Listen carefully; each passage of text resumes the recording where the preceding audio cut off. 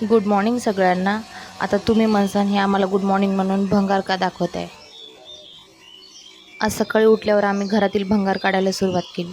पावसाळा जवळ आलेला आहे ना, त्यामुळे परिसर स्वच्छ दिसावा आणि साप विंचूसारख्या किड्याची भीती कमी व्हावी म्हणून साफसफाई काढलेली आहे. भंगार काढून झाल्यावर आपण यवतमाळकडे निघालो होतो. गावातून बाहेर पडताना थोडंसं शूट केलं रस्त्याने. आणि पावसाळ्याची चाहूल लागल्यामुळे आजूबाजूचं वातावरण असं काही एवढं काही हिरवळ अजून झालेलं नाही आहे आता, कारण 1-2च पाऊस पडलेला आहे.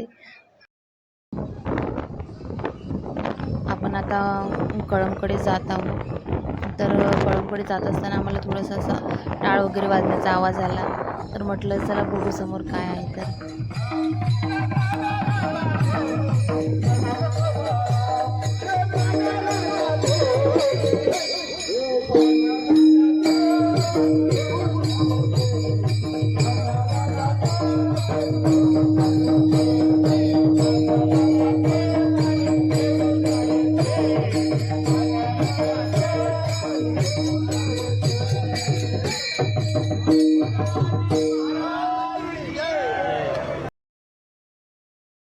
चला तर आता आपण समोर जाऊ. थोडा वेळ आपण आता वारीचा आनंद घेतला.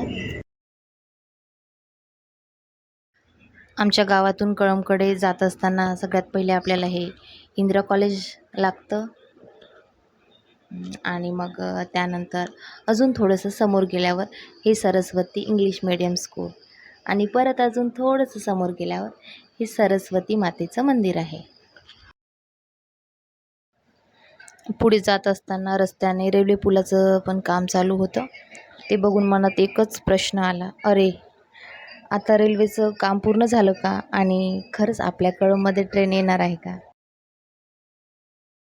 सध्या तरी पुलाचं काम चालू आहे, त्यामुळे उत्सुकता आणखीन वाढली आहे. जर ट्रेन सुरू झाली तर मग मस्त कळंब आणि आसपासच्या लोकांसाठी म्हणजे प्रवास सुखाचा आणि सोयीचं होईल. तुम्ही म्हणत असाल, अगं साडी घ्यायला निघालीस का साईट सीइंग करायला? हा साडी खरेदीचा व्लॉग आहे का नाही असं तुम्हाला वाटत असेल. मग ही का अशी रस्ते, पुलं, कॉलेज, शाळा असं दाखवत आहे. तर आम्ही यवतमाळला जाताना जे काही वाटेत दिसलं ते सुद्धा तुमच्यासोबत शेअर केलं. तसाच प्रवासाचा आनंदही व्लॉगचा एक भाग असतो, त्यामुळे हे सगळं तुम्हाला मी दाखवलं. आणि हे आपलं कळंब आहे, छोटंसं आणि छान. यवतमाळमध्ये शिरताच असं आपल्याला सिग्नल लागलं होतं, तर त्यामुळे थोडंसं थांबावं लागलं. फायनली जे काम होतं त्यासाठी आपण पोचलेलो आहोत. आत्ता खरी मज्जा सुरू होणार आहे. एवढ्या साड्यामधून आपल्याला नेमकी साडी कोणती निवडायची? शेवटी आम्ही साडीच्या दुसऱ्या दुकानात पोचलो. आता वाटलं होतं इतक्या साड्या त्यांनी टाकल्या आणि काम लगेच होणार, पण तसं काहीच झालं नाही. तिथे साड्यांचा म्हणजे एवढा मोठा ढीग टाकला होता का पाहून डोळे फिरले. मग एक साडी बघत होती, पण काही पसंतच पडली नाही. मग म्हटलं इतक्या साड्या असूनही मला आवडत नाही म्हणजे काहीतरी गडबड आहे. शेवटी तिथून काही न घेता दुसऱ्या दुकानामध्ये आपण आलेलो.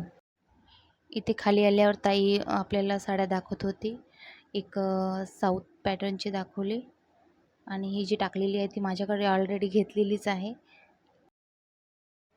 शेवटी खूप साड्या बघितल्यानंतर मग एक साडी मला खूप आवडली, तीच मी घेतली.